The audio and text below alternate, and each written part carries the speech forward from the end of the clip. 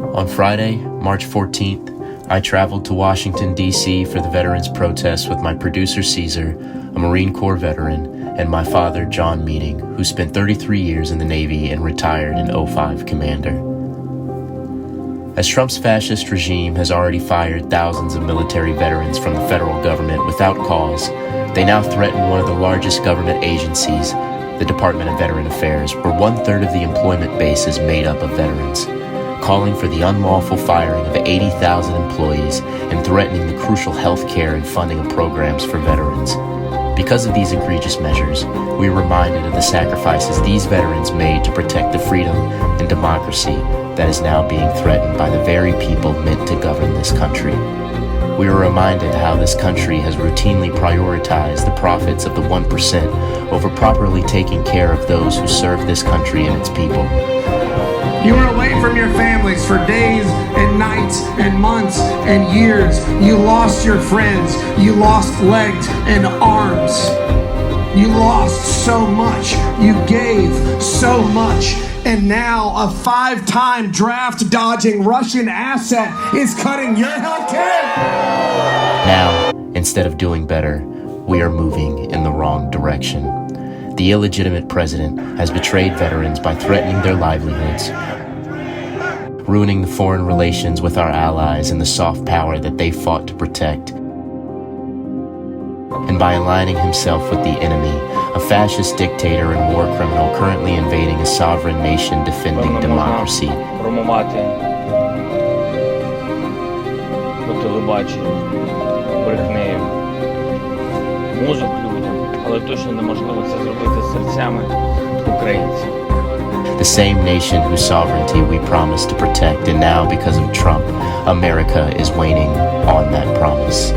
Meanwhile, Trump continues to double down on aiding a nation that is committing genocide, calling for the ethnic cleansing of Palestinians, while imprisoning and threatening to deport legal residents of the United States who speak out against the continued, senseless slaughtering of innocent men, women, and children.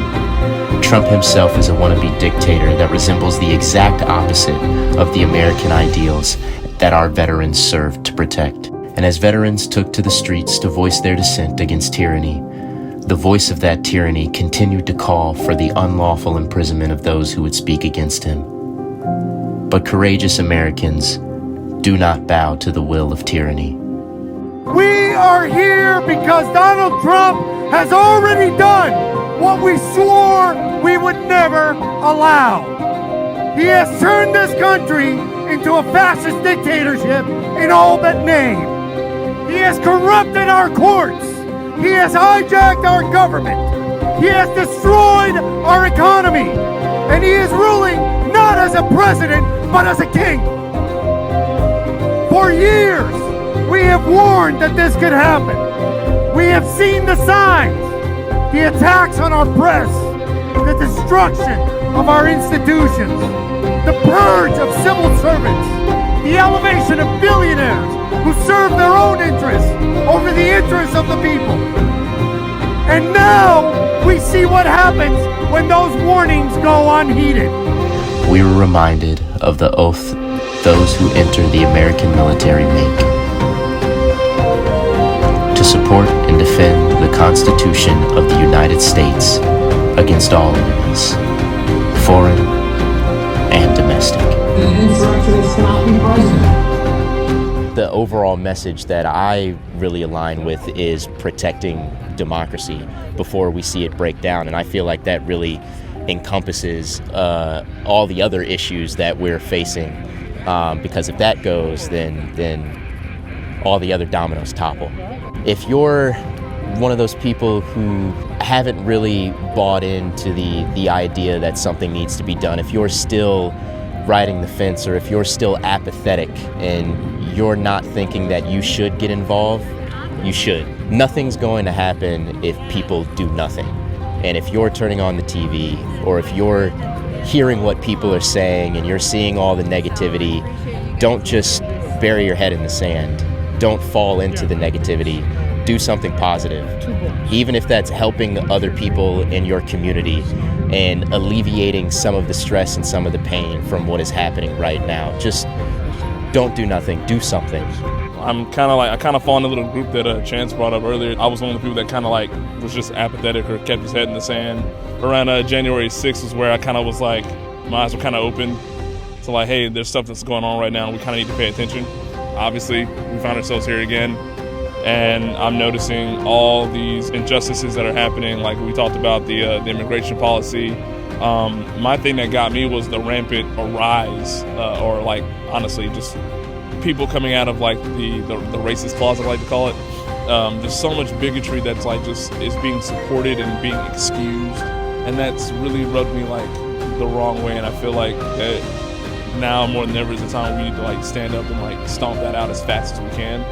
I watch a person on the internet, I get some of my news from Philip Frank, where he has a phrase, "You may not fuck with politics, but politics will fuck with you." And eventually you can only hide for so long before finally something comes and touches your backyard. And by the time it touches your backyard, it may be too late because you waited that long. So we need to be proactive, and we need to start looking at everyone else's backyard and seeing, hey, if there's something going on in your backyard, you're my neighbor, let me help you out. Stand up for each other, because by the time the fire comes to you, your neighbors are all gone at that point. So we need to do a better job of like getting together and helping each other out and standing up to injustice when we see it, not just when it personally affects us. My name is Chuck Kyle. I spent 30 years in the Army. Well, actually, I spent 8 years in the Navy and then 22 in the Army. And I know you said you have a YouTube channel and a Substack and you do political commentary. How long have you been doing that? Yeah, so I started kind of playing around with that about right around 2015, at the kind of the very beginning of the Trump administration, the first Trump administration. I really didn't get too much involved until 2020 because I had actually worked on the pandemic influenza plan for the United States that we did during Bush and Obama. So when Trump was on there saying, oh, there's no plan, I'm like, no, here you go. Here's the actual plan. So that's when I kind of stepped it up. And then, of course, now with the current administration, yeah, we're all...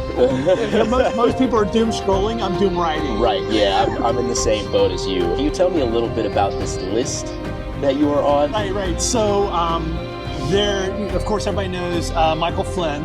But then there's also a gentleman, his name's Ivan Recklin. And Ivan he actually worked for me. He was a captain, I was a major.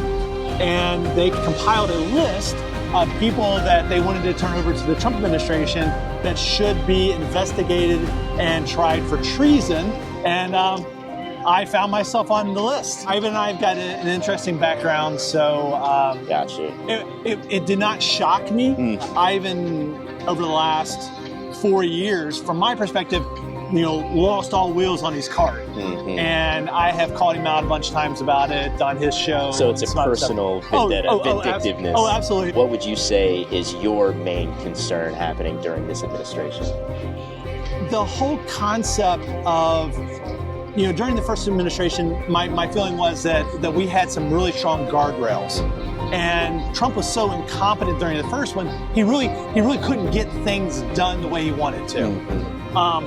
I started studying Project 2025 over a year ago, and I started seeing these things. I'm like, ooh, these are not things that'd be good for my form of democracy. For somebody like myself who isn't a Christian nationalist. Project 2025, you're seeing this and you're like, this is not what America needs to be. Right. We've gone so far, and this is not where we need to go. Because, looking at Project 2025 and seeing the dismantling of the government, seeing different organizations being just wiped out, just wasn't the direction that I thought we should go. Exactly. Then seeing the Trump administration really just grabbing hold of that document and saying, hey, this is our blueprint. This is what we're going to do.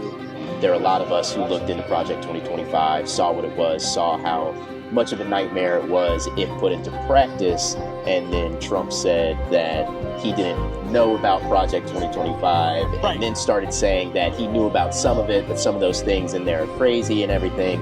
And a lot of people that I know that voted for him this time around, you know, for economic issues, they all said, well, he doesn't know anything about Project 2025. What would you say to those people that are still unconvinced, that don't plug into the media all the time? Yeah, well, the first one is bullshit. Yeah. Okay, that's the start point.